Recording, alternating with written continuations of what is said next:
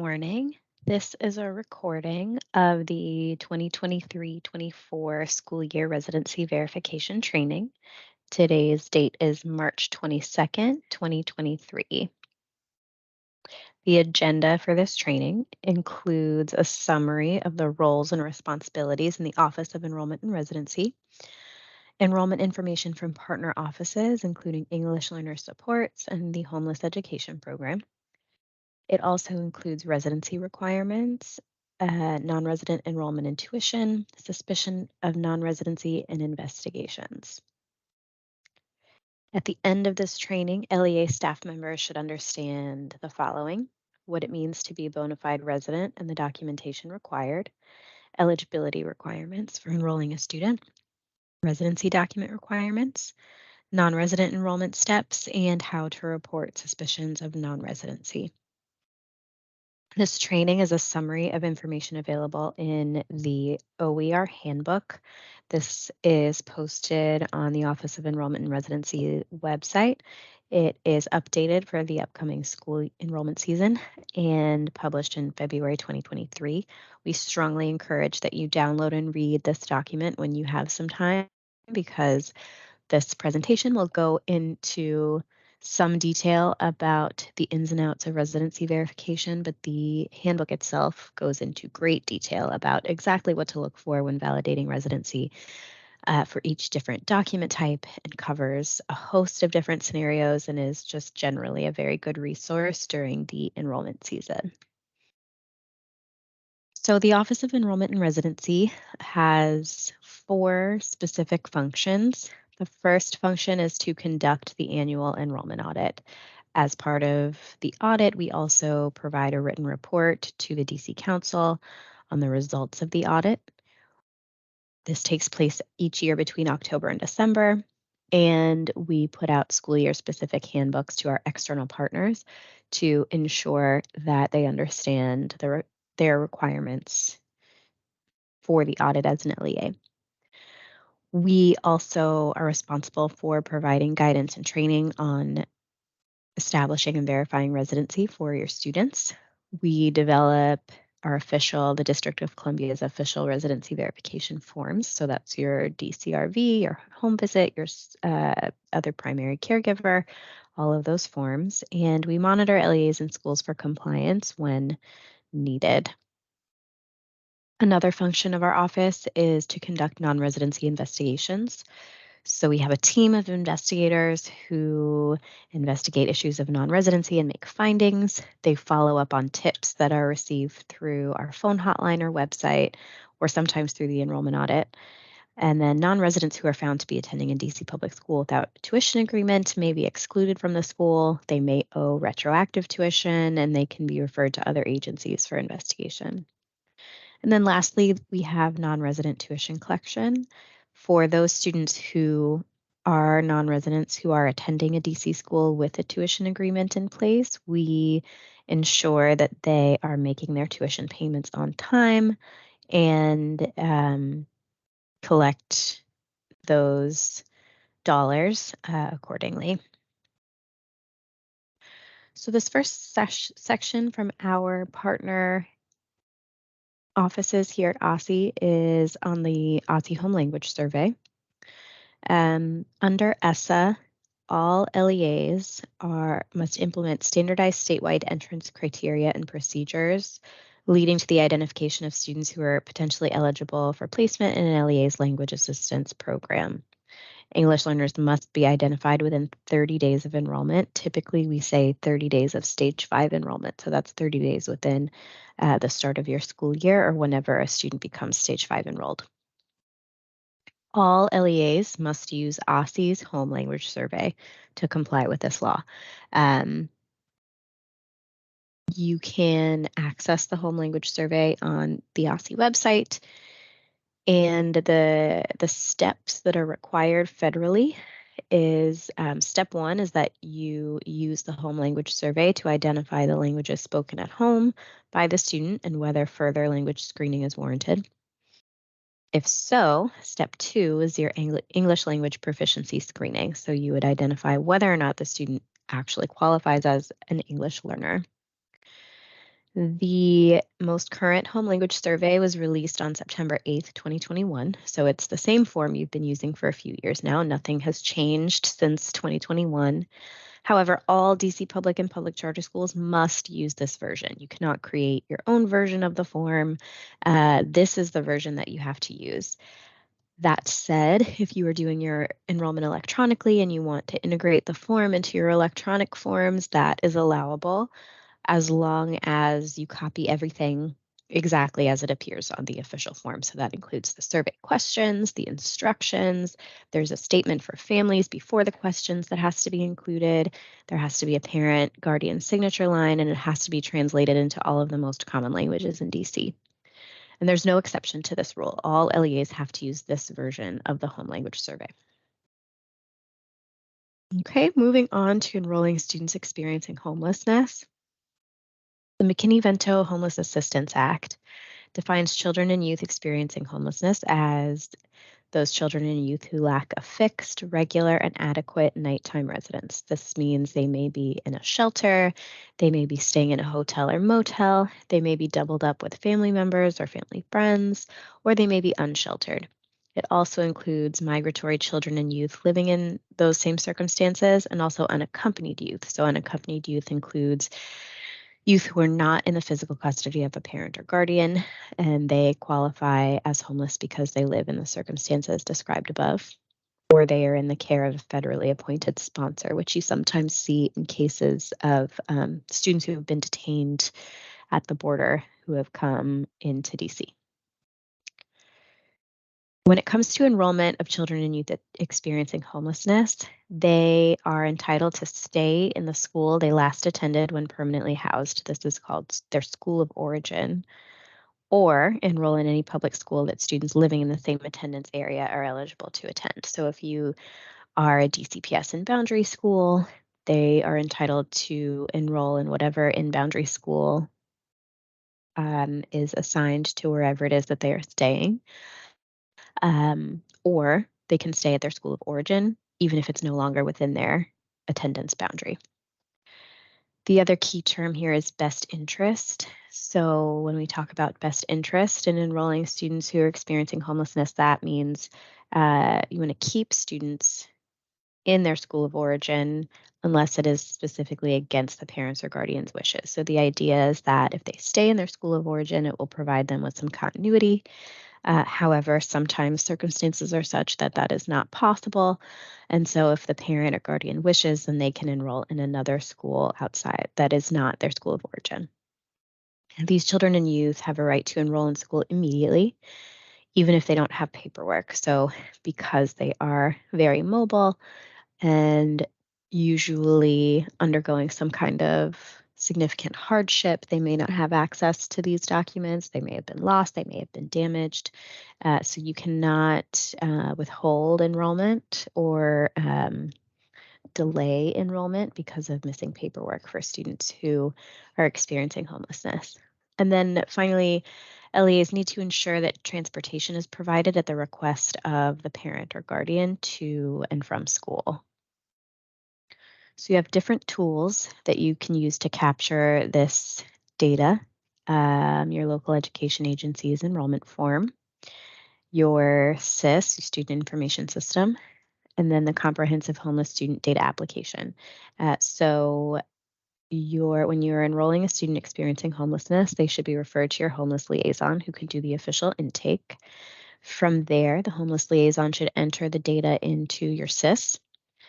Once it's entered into the SIS, if that is working, if your feed is set up properly, then that should have the student should then populate in the comprehensive homeless student data application and click.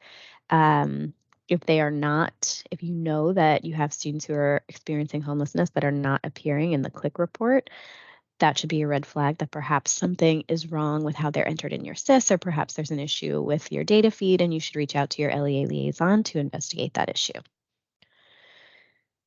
So MKV housing status and supports. At the beginning of each school year, school-based homeless liaisons are responsible for confirming the housing status of students who were experiencing homelessness during the prior year. You want to make sure their housing status didn't change. If they become permanently housed, then they would be expected to submit proof of residency and complete all of those required forms.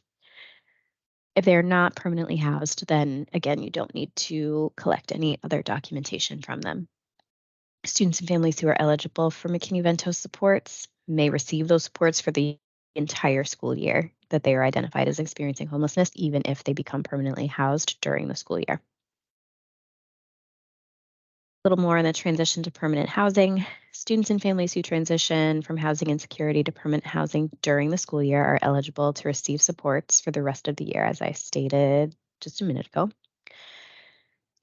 If they transition to permanent housing before the start of the new school year, then they are not eligible for supports. So if they were receiving supports this year, 22-23, and then at some point over the summer they become permanently housed, then in the school year 23-24, the idea is that they would prove residency like any other student, and they are no longer eligible for supports. Students who have transitioned to permanent housing outside of the attendance area before the start of the school year need to enroll in their new in-boundary school. Similarly, if they become permanently housed outside of the district, then they would need to enroll in a school where, but in whatever jurisdiction it is that they live in. Some quick facts on McKinney-Vento. There are no age limits cited in the Act. In DC, it generally applies to children and youth age 24 and under. Families and youth in homeless situations frequently will not identify themselves as such because of perceived stigma or prejudices associated with homelessness, or they don't recognize that their situation technically counts as a homeless situation. So you have to be very careful in your conversations with these families. Use discretion and be sure you're not applying any kind of labels or stigma to families who might be in these circumstances. There's no specific time limit on homelessness, so a family may qualify for MKV for several years in a row if their housing situation does not become permanent. And then LEA and school-based homeless liaisons ensure that students who are experiencing homelessness enroll in and have full and equal opportunity to succeed at school. So that is really what this is all about, is to make sure that a student's experience of homelessness does not impede their access to education and all of the resources that they are entitled to. If you have questions about McKinney-Vento, who's qualified, what kind of supports they're entitled to, you can reach out to the Homeless Education Program at hep.osce@dc.gov. And then this slide also shares the contact information of each team member in the Homeless Education Program: Tashine Stallings, Danielle Rollins, Nicole Lee Mwanda, and Edgar Stewart. So these folks are great resources for you if you have questions about McKinney-Vento, and they are very responsive and are happy to help support you in enrolling your students experiencing homelessness. Okay, so now we'll move on to residency requirements. I will say before we get into this section, there are very few changes for the 23-24 school year. So most of this, if you've been an enrollment point of contact in the past, most of this will sound familiar. However, it's always good to have your knowledge refreshed before you start the enrollment season, but just so you're not concerned about missing anything. Again, very few major changes to our residency requirements for 23-24. So the importance of residency verification. We do this because it is in the law that we ensure all students enrolled in DC public schools and public charter schools are bona fide residents. Completing this process ensures that DC residents have access to DC public schools and that they are not missing out on seats due to students who don't live in the district and are not entitled to free public education in DC. It ensures that district public schools are funded appropriately, and it also serves to inform the enrolling persons of the various repercussions that could come about if they are enrolling a non-eligible student in a school. So we can talk about residency eligibility. In order to be eligible to enroll a student in a district public school tuition free, the enrolling person must be a bona fide resident and they must be eligible to enroll that student. If both are not true, then the student should not be enrolled. The bona fide resident means this individual is physically present in the district. So they live here, they spend the night here. This is their primary permanent residence. In addition, they also need to provide valid supporting documents to support their claim. So if both of those are not true, then they are not considered eligible. If somebody owns property in DC but lives primarily in an apartment in Maryland, then that is not considered physically present in the district. Or vice versa, if somebody lives and conducts all of their day-to-day business in DC, but doesn't have documentation to prove that, then they are not considered a bona fide resident either. Two exceptions to this are students who are experiencing homelessness, as we just discussed, and students who are in foster care but housed in another state. So there are five possible individuals who are eligible to enroll a student. Could be a parent, a guardian, a custodian, an other primary caregiver, or the adult student themselves. Who is a parent? A parent is an individual named on the child's birth certificate who has physical and or legal custody of the student. This only one of the parents needs to be a bona fide resident. Um, And then, point of clarification in this year's handbook, to be considered a resident incarcerated, parents must be incarcerated in the district. Typically, students with incarcerated parents are enrolled by another primary caregiver, so this may not be an issue for you, but something to be aware of. Who's a guardian? And a guardian is an individual who is not a biological parent that's been appointed legal guardian by a court of competent jurisdiction. The guardian must still be a bona fide resident. Power of attorney or a notarized letter is not considered sufficient evidence of guardianship. Similarly, a custodian must be a person who has physical custody granted by a court of competent jurisdiction. They must be a bona fide resident. And again, power of attorney and notarized letters are not sufficient to name someone a custodian. Then we have other primary caregiver. This is a person other than a parent, guardian, or custodian who provides care, control, and support for a student because that student's parents are unable to do so due to a serious family hardship. The student must reside with this person and they must be a bona fide resident. Again, power of attorney is not sufficient evidence. To be considered an other primary caregiver eligible to enroll a student, they need to be providing care, control, and support. To define care, control, and support further, you should think about things like guidance, which include overseeing a student's education, participating in decisions concerning a child's well-being and discipline, involvement in extracurricular activities, and things of that nature. Maintenance, providing maintenance would mean the basic food, clothing, and shelter. And then physical care. So bathing, dressing, taking care of their medical needs, preparing meals, supervising activities, and things like that. So all of those must be true. Also, this must be happening because the student's parent, guardian, or custodian is suffering from a serious hardship.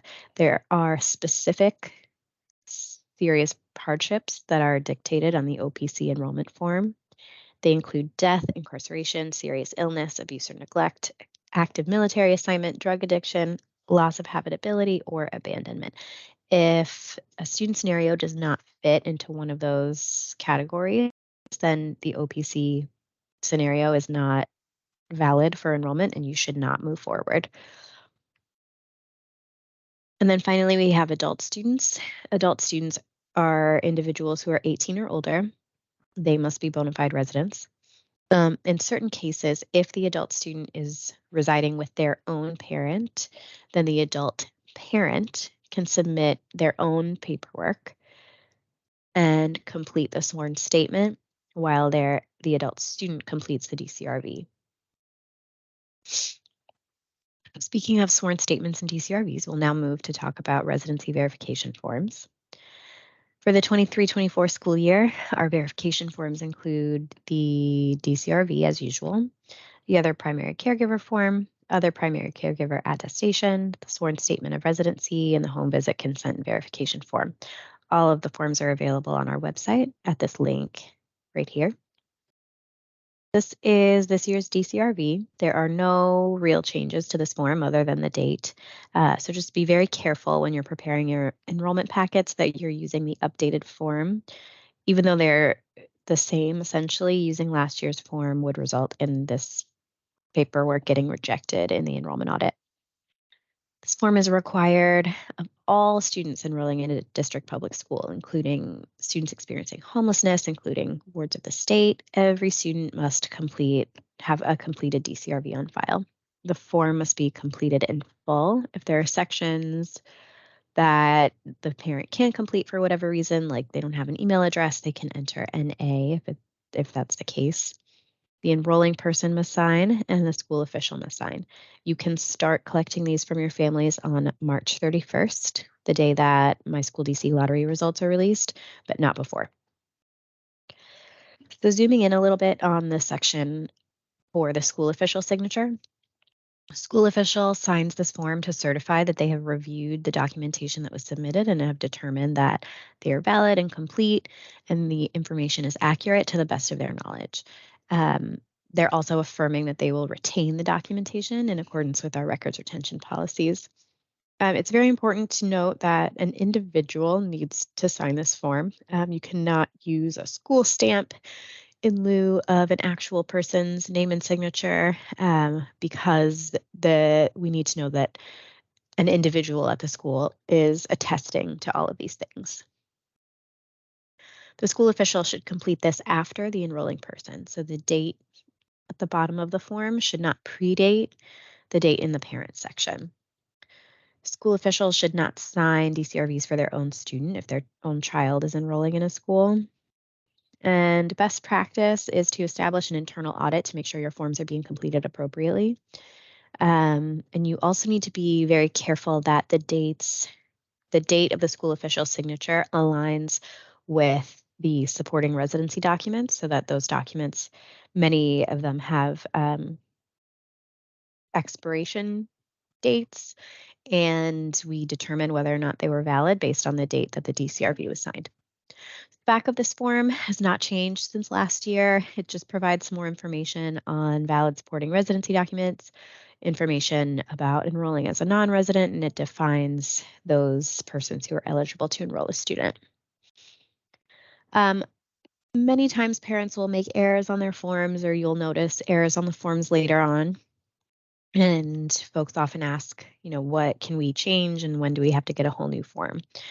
You should complete a brand new form if an edit is being made to something that the enrolling person has already attested to. So any of the important information on the DCRV, like dates, names, whether that's the enrolling person or the student, addresses, if you realize that the address on the DCRV doesn't match what's on the supporting documents, you can't change the address on the DCRV. You should have the individual complete a new form. You can edit the form if you are clarifying information, but not changing information. So that means maybe they left off the quadrant when they were completing their address. You can add that. Name prefixes or suffixes, they forgot to put junior or the third or something like that. You can add that information. And then campus name, as long as the LEA is correct. If you're a multi-campus LEA, you can correct the campus name if that was entered incorrectly. Next, we have the home visit consent and verification form. So this is one area where we did make some changes for the school year. Some minor layout changes in step 1 to make this section better align with the DCRV. We collapsed what was steps 4 and 5 on last year's form is now all combined in step 3. I want to take a second to read what it says in step 3. So it says, is there evidence that the enrolling person or other primary caregiver resides at the residence? If it's an OPC, please document evidence that the student lives at the residence as well. So when you're conducting a home visit, your goal is to ensure that the enrolling person resides at the residence. If the enrolling person is a parent, then you should be writing down evidence that the parent or the adult lives in the home. If the enrolling person is an OPC, then you need to provide evidence that both the OPC and the student live in the home. Going back to the parent example, we really need to see evidence of that adult living in the home. If you only include information that suggests the child or the student lives in the home, then that's not sufficient for determining residency because residency eligibility is based on the adult, not the child. The school official must complete the form. There's also a new signature line for the enrolling person to sign at the conclusion of the visit, so they have a chance to attest to the fact that the information on the form is correct. Um, some LEAs have asked questions about what to do if at the end of the visit, you determine that this person does not reside at the home and feeling uncomfortable asking them to sign that form in person, confronting them with that. If this is a scenario that happens for you, then I advise you to simply conclude the visit before you get to the signature section and let the family know that someone will be following up with them shortly. Ultimately, this individual is going to have to prove residency in some other way. So there's no need to complete the home visit form if you determine that they're not a resident. The back of the form gives you some examples of things to look for when you are confirming residency. This is not an exhaustive list, but it can point you in the direction of the kinds of things you should be observing. Next, we have the OPC form. This is the same as last year, but again, you want to be careful of your dates at the top to make sure you're using the correct year's form. Um, Again, the important things about OPC is that in step 2, where it says verify OPC, all 3 of these must be true. If the individual does not check off all 3, then they are probably not likely to enroll the child or not likely to be eligible to enroll the child. And then in step 3, um, again, you have to be able to choose one of these 8 scenarios. If none of these scenarios fits the student situation, then they're not eligible to be enrolled by another primary caregiver. Next is the attestation of primary caregiver. So sometimes this is used to verify the OPC's eligibility as the primary caregiver of the child. This is completed not by the OPC, but by a legal, medical, or social service professional. Um, if there is no legal, medical, or social service professional available to complete this form, then the OPC can complete the sworn statement of residency. So they are swearing by signing this form that they are the other primary caregiver for the child and that it's due to serious family hardship and everything on the OPC form is true. There are 2 other use cases for the sworn statement. If a minor parent is enrolling a minor student, so you have a young parent who's under 18 attempting to enroll their own child in school, but they don't have any of their own documents, then the minor parents, adult parents, can provide their residency, complete the sworn statement to enroll the minor child. Also, in the case of an adult student who lives with their adult parents, the adult parents can submit their own residency forms and sign the sworn statement. This is just a chart that makes it a little bit simpler for you to see what forms are required for each enrolling person type. Um, if you have questions about whether or not you've completed all the proper forms, this is a nice visual that you can refer back to make sure you have everything you need. Many of you now put the DCRV in electronic fillable format because we're doing primarily electronic enrollment. That is totally fine as long as these 6 criteria are met. The content should not be changed in any way. The forms should be exportable in the same format. So when someone completes the electronic form, you should be able to send it back to us in exactly the same format as the way it looks before it was completed. You should be able to provide it within 5 days if required to because of an investigation. It should be printed and signed in person or be in compliance with our electronic signature guidance, which I'll talk about in a few minutes. It needs to be in the required format for the enrollment audit and maintained in accordance with all of our records retention policies. So electronic signatures need to meet the requirements in this left-hand column here. They have to be a digital certificate. There needs to be encryption. There needs to be evidence of the origin of the signature. All of these need to be true for your electronic signatures. You cannot use a digitized image of a handwritten signature. Can't be a password or a PIN number. Can't be a mark or a symbol, including the symbol \S\.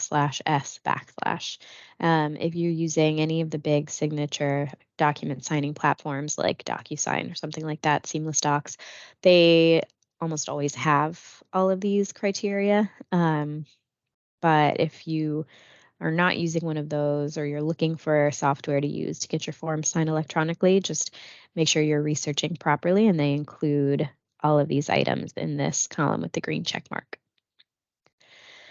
So now we'll talk a bit about supporting residency documentation. There are three primary ways that an enrolling person can verify residency. Method A is through the residency indicator in the CLIC application. So this is what we refer to as OSSI Residency Verified. Method B is your traditional, parent submits one item from this column of support or two items from the right-hand column. And then method C is consenting to a home visit. So method A, OSSI Residency Verified, what does that mean? So a few years ago, OSSI established a data sharing agreement with some partner agencies, specifically Department of Human Services and Office of Tax and Revenue. So the students captured in the residency verified population include students whose families are receiving district financial benefits, students experiencing homelessness, wards of DC, and then enrolling persons who use the OTR validation form. Quick note here about students experiencing homelessness. I mentioned earlier that if the student is not appearing in the comprehensive homeless student report and CLIC, then that's a red flag that their information isn't correct in your SIS or there's an issue with your feed from your SIS to OSSI. The same is true for the RV list. So if you're enrolling a student experiencing homelessness and they have a no indicator in the RV report, you should connect with your LEA data manager, connect with your OSSI data liaison to figure out what the issue is, because if they are not showing up as RV, then something is getting lost in the data submission to OSSI.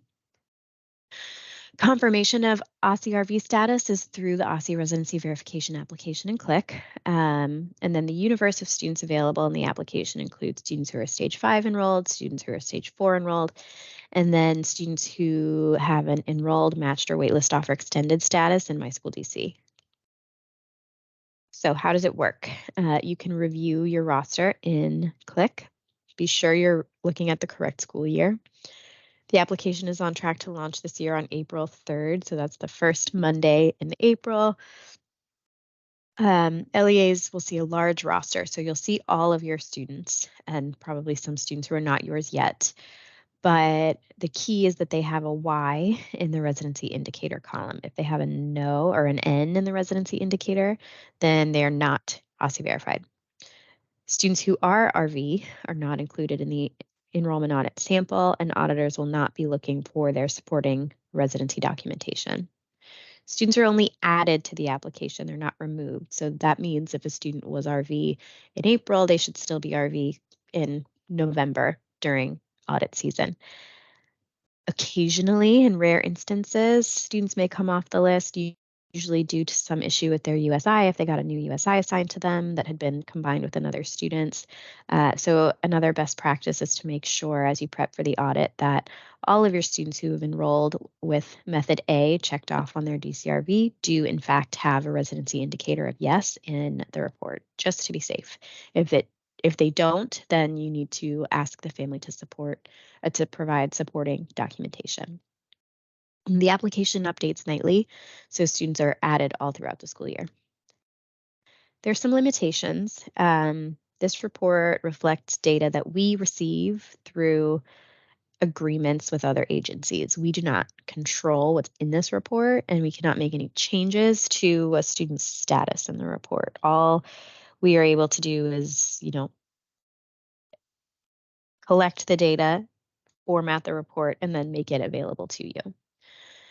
You should expect some scenarios that can be frustrating where one sibling or two or three or more siblings are OSCE verified and others in the family are not. Um, this has to do with the data that we are obtaining from other agencies and not anything that OSCE has done to set up this report. And I know it's frustrating for families to have to submit residency for some of their kids, but not others. Unfortunately, there's just nothing we can do about that situation right now. And so if the residency indicator is no, it's really important that you collect your supporting documentation. However, if a student is on the OCRV list and you have some kind of evidence or reasonable suspicion that they are not a resident, you should follow through with that and take the steps to report it to us for investigation or unenroll the student. For newly enrolling students, those who are new to the District of Columbia, so your pre-K 3, maybe sometimes pre-K 4, or students coming into DC from out of state, they may not appear right away because they don't have a USI, and so we can't connect them in all of these reports to your LEA. But once they do have a USI, you'll be able to see their status and go from there. Again, the LEA responsibilities when it comes to residency verified, being RV does not remove the LEA's requirement to complete a DCRV or an OPC form if that's the case. It also doesn't remove the responsibility to ensure that residency requirements are met. If for any reason you think an OSCE verified student is a non-resident, you should pursue that, gather your information, and then report to us or withdraw the student depending on the situation. This is a screenshot of what the report looks like. So here's the residency indicator column I mentioned. And then here you see some students have a Y, some students have an N. They need to have a Y to be considered OCRV. And then this is a screenshot of what the online residency validation form looks like through OTR. This is a great method to use with your families. It makes enrollment very seamless. So you should definitely feel good about promoting that with your families. Homeless liaison verified also falls into the method A category. So we've talked about this a bit already, but if your homeless liaison identifies the student in your SIS, that should then flow to the comprehensive homeless student application and click, and then the residency verified report. When you're completing the DCRV, the enrolling person should put their last most stable address. If that was an address temporarily out of the district, they can write that in, but they should check the box for DC resident on the form. This is an example of a word of the state order, which also falls into method A. It needs to be a currently valid court order indicating that the student is a ward or formal correspondence from CFSA. The formal correspondence should state that the student is a ward of CFSA, should include social worker's name and contact info, and needs to be signed by the social worker or an authorized representative at CFSA. Method B, this is all of your typical residency paperwork. So we have pay stubs. This comes up very, very often in the enrollment process. You want to make sure the pay stub is issued within 45 days of the school's review. So school's review means the date that is on the DCRV in the school official section. If a family submits their pay stub while it is still valid, but the school official does not sign until after that 45-day mark, then the document is no longer valid and you need to collect a new one. So when you're verifying pay stubs, be very conscious of those dates and make sure you're signing your DCRVs right away so that you don't accidentally invalidate someone's pay stub. They must contain withholding of DC personal income tax only. Any other state in this line item section for taxes invalidates the pay stub. If it is $0 for both current and year to date, then It's not valid. We need to see a dollar amount, even for both the current and the year-to-date pay periods. And then, like with all of these documents, the name and address need to be the same as the enrolling person on the DCRB. Next, we have the unexpired official documentation of financial assistance from DC. So you have a little bit of a longer runway on financial assistance. It needs to be current within 12 months of the time it's presented to the school. A received stamp by the school does not mean, like, that doesn't count as the date of the school's review. The date of the school's review, again, is whatever date is on the DCRV in the school official section. Important clarification here, federal financial assistance programs, except for SSI, do not qualify as supporting documentation. So that means Social Security does not count. Leases or housing assistance that is facilitated through HUD, the Office of Housing and Urban Development, that's a federal program, that does not count. If it's a federal program that is administered by DC Housing Authority, then the paperwork will say DC Housing Authority on it, and that is acceptable. Supplemental Security Income, SSI, is the one exception to this rule. SSI is acceptable. And then again, Social Security is not. So be careful when you're accepting those letters. They look very similar, same font, same layout. You need to check out the heading and ensure that it says Supplemental Security Income. And again, it has to have the same name and address as the enrolling person on the DCRB. We have a document on our website, the Financial Assistance Guide. There are so many different types of financial assistance programs, different formats of the same information.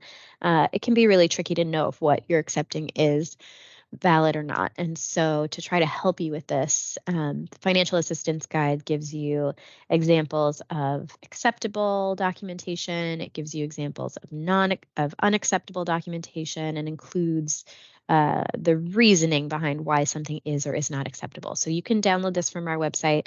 It's very useful.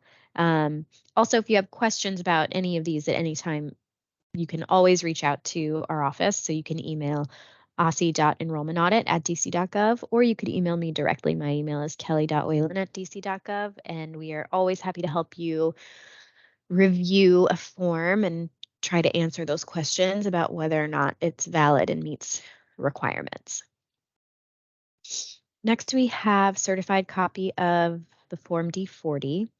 The key with this is that it has to include the stamp from the Office of Tax and Revenue. So you can see the stamp here, it's certified as a true copy and it's signed.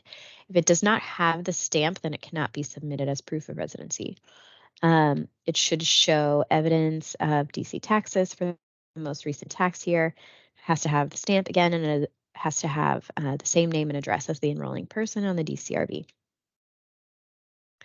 We also have current housing orders or a statement on the military letterhead. So we need official military letterhead, has to cite the specific DC address and residence, same name and address as the enrolling person on the DCRV, a stationed location and intent to stay document is not valid. And then letters or leases from a private leasing company are not valid. If somebody turns in a lease and says, I'm a military family, that is fine if the lease meets all of their requirements for a lease, but they can't submit a lease with no proof of payment or any other documents and say, well, this is all you need because I'm a military family. They either need this letter on letterhead or a lease that meets all of their requirements for a lease. We have embassy letter. This must be issued in the past 12 months, has to contain the embassy seal, has to be signed by an embassy official, and it must indicate that the enrolling person currently or will reside on embassy property during the school year. And again, same name and address as enrolling person on the DCRB. Now we're getting into the section of 2 documents required. So we've got DC motor vehicle operator's permit or non-driver's ID. This has to be official DC government issued. The card that you get from the DMV. Can't use DC-1 cards or DC government employee badges, only a driver's license or non-driver's ID issued by the DMV. Must be valid and unexpired, and it must have the same name and address as the enrolling person on the DCRV and on whatever secondary supporting document is submitted. If you want to check the status of an ID, if you're not sure about it for whatever reason, there's a link here to the DC driver's license verification tool. You can enter the individual's name and driver's license number, and this tool will let you know whether or not their ID is current and valid. Then we have DC motor vehicle registration. Again, this must be issued by the DC government. Virginia registrations are not acceptable. The temporary documents you get when you buy a car from a dealer in Maryland or Virginia are not acceptable, even though it includes a DC address. Must be valid and unexpired.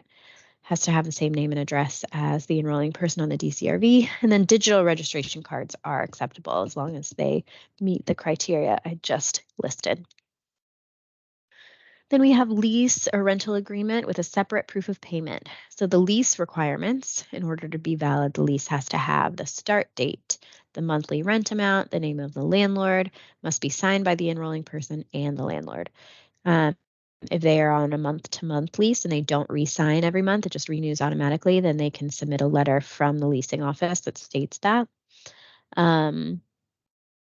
Or without that letter, then we need to see signatures for each new leasing term. And then proof of payment requirements, it needs to be a receipt of payment, a money order, a copy of a cash check, something like that. Only one, we only need one of these, but it should be for a period within 2 months preceding the school's review. So if you're reviewing a lease in April, the oldest receipt you could accept would be February. For leases, the proof of payment needs to match the rent amount stated on the lease. We cannot accept partial payments for leases. All documents must be the same name and address as the enrolling person. And then we have utility bill. Quick note for utility bills, if the family is using a utility bill as one of their 2 documents, they need a utility bill and then another document from another category. So they could not use a Pepco bill and a DC water bill as their 2 documents. It needs to be utility bill and payment plus lease or ID or registration. So just be aware of that.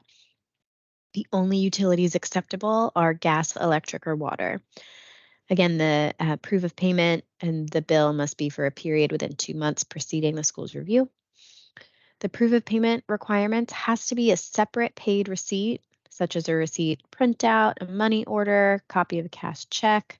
A credited amount on a second bill is acceptable. You can also use you can use 2 consecutive bills where the first bill, so in this visual, this is a bill from October.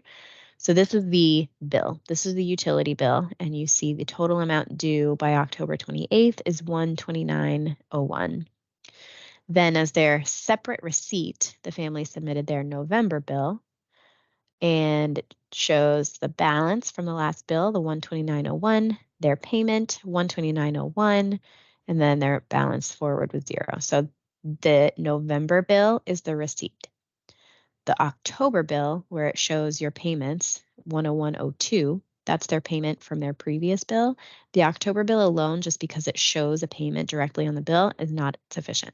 You need the second bill from November to act as the receipt for the October bill.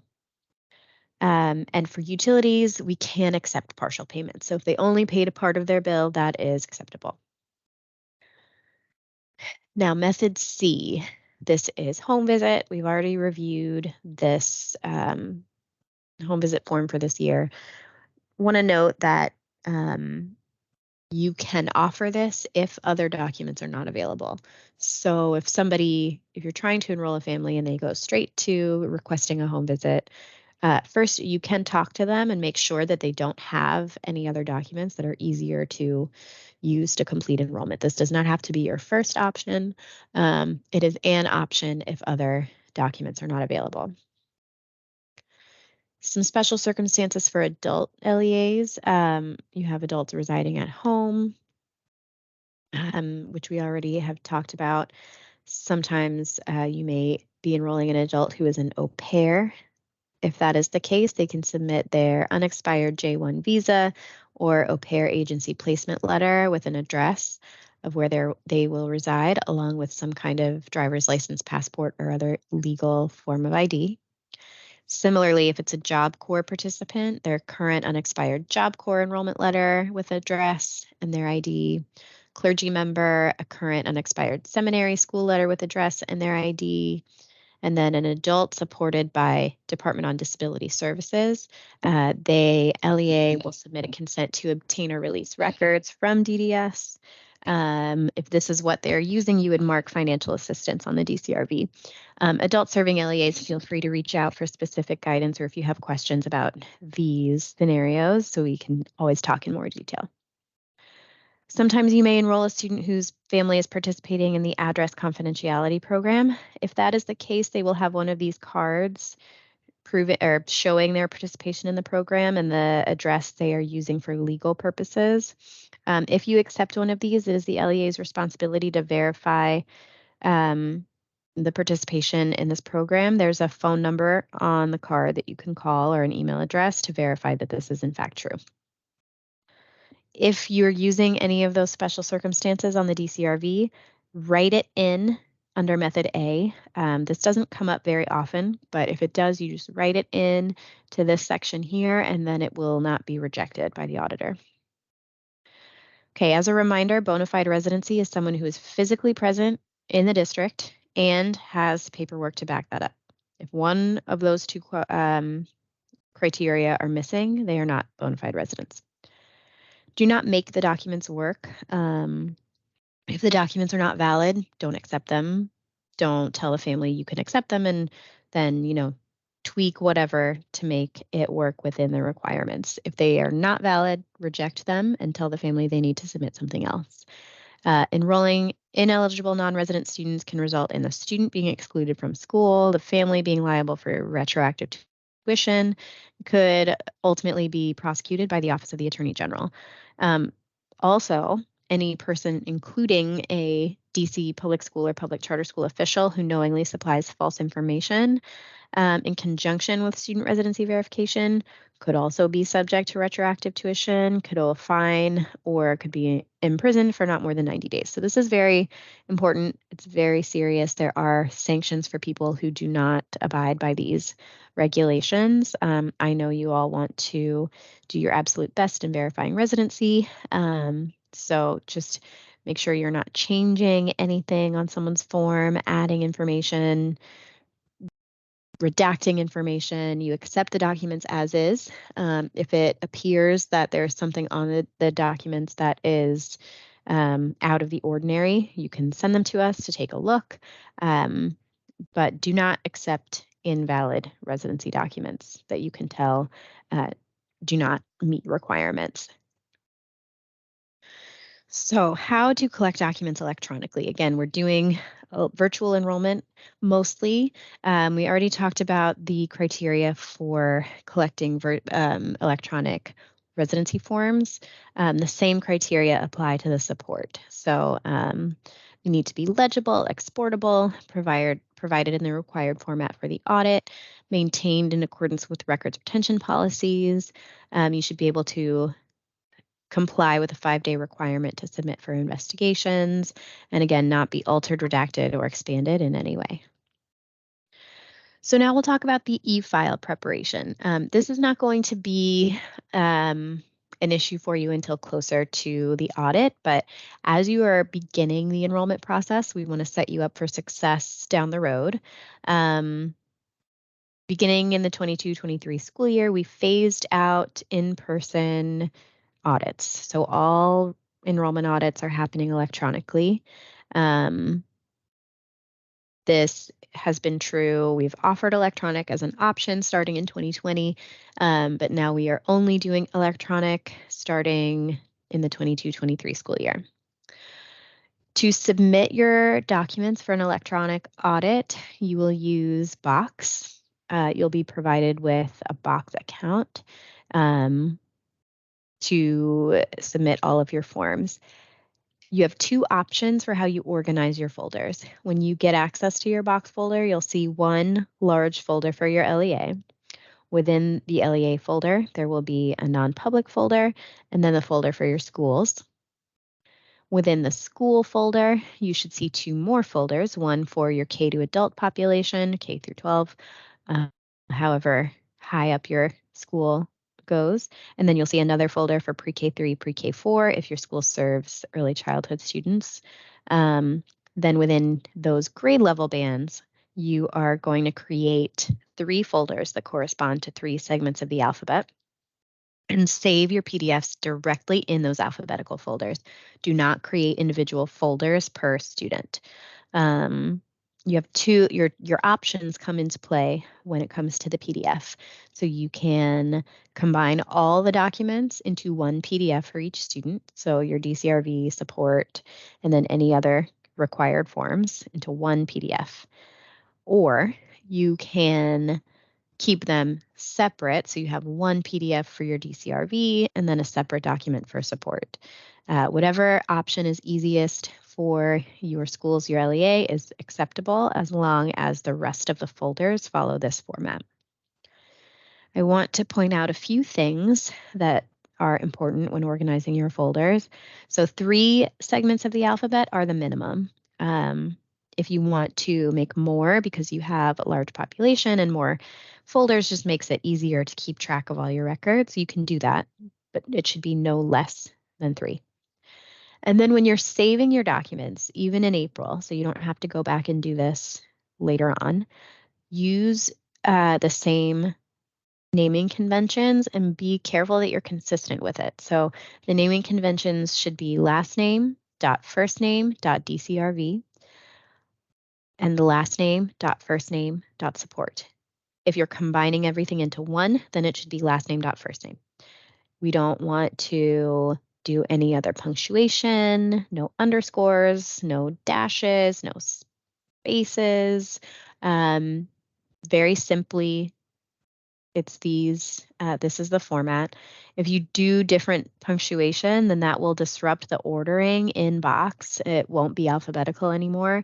And that can sometimes lead to documents getting overlooked in the audit. So that's when you sometimes get a finding of no documents provided when you did in fact provide the documents. So just be very careful about that and start from the beginning. So this is not work that you have to go back and do in the fall when you're preparing for the enrollment audit. So again, starting in April, you should manage your forms to make the upload process to Box as easy and seamless as possible. If you aren't sure how best to go about this, you can reach out to me and I'm happy to connect you with another LEA to learn about how a similar sized school has been doing this or a school that has been doing electronic enrollment from the start. There are lots of great systems and processes out there, and I'd love to help you share that amongst each other. Good idea to review and clean up file names throughout the enrollment period. Again, so it doesn't all pile up and you have to do it on a quick turnaround in October. And then if for some reason you need an alternative e-file structure, we will consider those requests, send them to aussie.enrollmentaudit@dc.gov. July is the cutoff for when we would consider those. It seems like a small thing, but the format of your folders really impacts how the auditors are able to review your documents and can impact the entire schedule of the audit and the audit workflow. And that schedule is built starting in the summer, which is why we want to know exactly how you plan to organize your files no later than July, because it may impact how the auditing team staffs reviewers for your school. So you will get access to your folder in August to begin uploading your forms. If you check box now and you don't have it, that's okay. You're not supposed to. If there are old unnecessary folders there, you should delete them and then create the ones that we just discussed. You're going to upload all of your electronic documents into that folder, and then you can remove, update, edit, add, change all the way up until your upload deadline. So your upload deadline is based on your initial documentation review date, all of which you will learn in the summer, closer to the actual audit period. But again, if you set yourself up for success by structuring your records internally in the same way as they need to be structured for the audit, you'll be making your lives a lot easier come October. So residency records retention, LAs are required to hold on to enrollment records for 10 years. This can be physical or electronic. If you're running out of space to store physical records, you can make them electronic and store them that way. Sometimes you need to keep documents longer indefinitely if there is some outstanding request to review them, if there's pending legal action or an open or ongoing investigation. So the key takeaways here from residency verification, if you have incomplete or invalid residency forms for a student at the conclusion of the audit, so after all rounds of appeals, you will not receive funding for that student. They are not considered a resident, and if they are not a resident, then they will not, you don't qualify for UPSFF for them. Residency is based on physical presence and the documentation itself. Only an eligible person can enroll a student. An OPC is allowable, but only in situations where there's a serious family hardship that meets one of the requirements on the form. Both families and school officials can be held accountable for supplying false information on residency forms.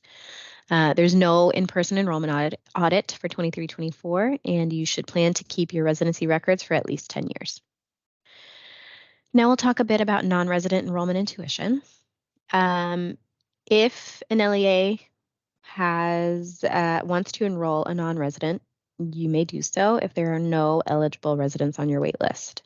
You're not required to enroll a non-resident. So you might have them who are interested, but you are not required to actually enroll them. You do not receive UPSFF dollars or tuition from an enrolled non-resident student. So if you are going to enroll a non-resident student, they cannot become stage 5 enrolled. They can't start school until you receive confirmation from OSSI that tuition agreement is complete and that the initial tuition payment has been made. If you think you're going to be enrolling a non-resident student, email ossi.residency@dc.gov as soon as you know that, so that way they can start getting everything in place for the child to start school on time. They can re-enroll as a non-resident without reapplying if they have paid all of their tuition in full and their initial enrollment was in accordance with all policies, regulations, and laws. 3 circumstances where a student who was a DC resident but has now moved out of the district are eligible to remain enrolled without reapplying as a non-resident. So first scenario, they were enrolled in attending the final grade at the school. So this usually means 12th graders about to graduate, maybe an 8th grader if it's a middle school.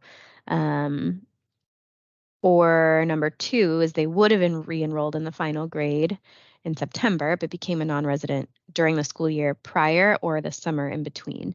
So both of those are contingent on you all as the LEA approving or being willing to serve them as a non-resident, and then again, completion of tuition agreements and payment of non-resident tuition.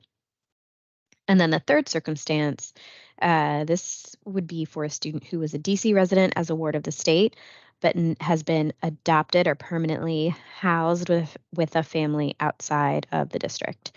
So in cases like this, that individual is eligible to stay enrolled without a tuition agreement, without collecting non-resident tuition up until the final grade of that school. So if your school ends in 5th grade, they can stay until then, and then they enroll somewhere else in their jurisdiction, or, depending on whatever the final grade is at your school, they can stay up until that point. So if a student does not meet one of these circumstances, you should withdraw the student immediately in cooperation with the family. If they want to return, they should reapply as a non-resident. If a student does not meet, or if a student does, meet one of these requirements, contact ossi.residency@dc.gov for your next steps. And this is true at any point of the year. It doesn't matter if it is June. This is true all the time. So please reach out if you ever are unsure, have questions to the ossi.residency email address, and we can definitely help you out. There's a little FAQ on non-resident tuition. And now we'll talk about suspicion of non-residency and investigations. So before submitting a non-residency tip, if it's a minor student, residency is based on where the parent, guardian, or custodian lives, not where the student lives. Student may live with mom full-time in Maryland, but if dad is a resident of DC and dad has enrolled them, then that is legitimate enrollment. If the enrolling person tells you they are not a resident, don't submit a tip. Just discuss with the parent, let them know you have to withdraw the child. If you get wind they have been a non-resident for a long time, then let us know. So, pursuant to 5A DCMR 5002.5, even if documentation is completed appropriately, if you conclude that you need more information to verify the residency, you can request other documentation. So, if someone submits a pay stub that looks like it may have been tampered with in some way, you have the right to request a different document as proof of residency.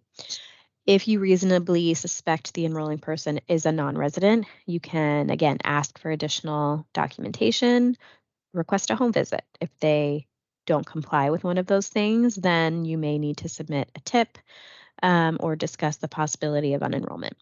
So we prefer you submit tips online. It is the easiest way, and it gets the case into our case management system right away so that the investigators can begin their investigation immediately.